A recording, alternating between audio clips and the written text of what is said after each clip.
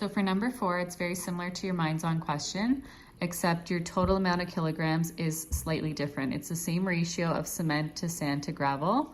So if we go back to the Minds On question, one way to find out your scale factor in any type of question like this where you have a total amount and then you have a ratio is to look at your total amount, add up all of the parts together. So 1 plus 3 plus 4, which will give you 8.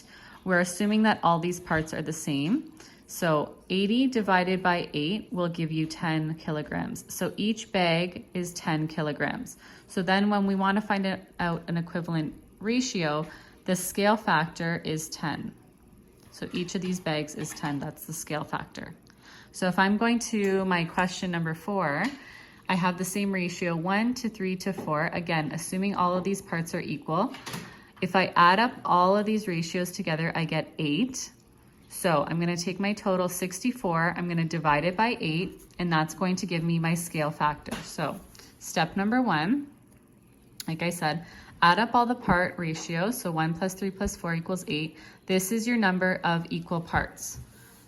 Number 2, or step 2, you're going to take the total of 64 in this case, and you're going to divide it by the number of equal parts, which was 8. So 64 divided by 8 equals 8 kilograms.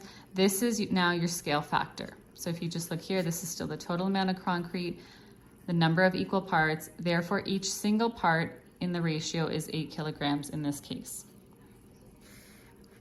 So then you're going to look at your original ratio of 1 to 3 to 4, which equals 64 kilograms, and you're going to multiply each of those ratios by your scale factor, which was 8. So 1 times 8, 3 times 8, 4 times 8, which will give you 8, 24, and 32.